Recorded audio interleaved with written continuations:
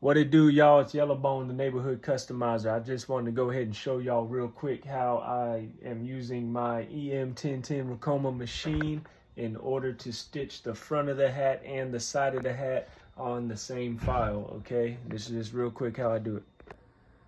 So on your screen, before you go ahead and start your design, you want to switch your needle stitch from automatic to automatic manual. Okay, now what that auto manual is going to do is it's going to stop this design whenever the front of the hat or the first stitch out is done. It's going to stop the design in between each color change. So before it changes to the next color to go over to the side of my hat, it stops the design. And I want to do this because I'm now going to add in my backing behind the mesh. All right, so once the front stitch is on the hat, what I'm going to do is I'm going to go here and I'm going to fast forward on my design, and it's going to move me over to my side stitch.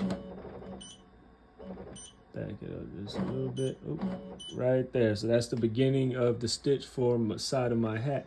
So now what I'm going to do is go ahead and add my backing behind the mesh. And this is just real easy, right? I'm just going to pop this hat off.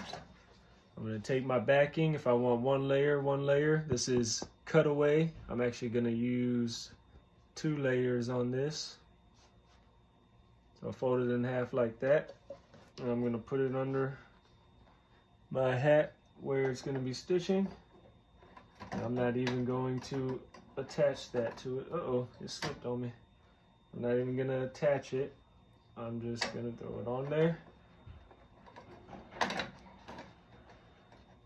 Want to make sure it's high enough so that my whole design gets caught by it. And then I'm going to push my hat back on.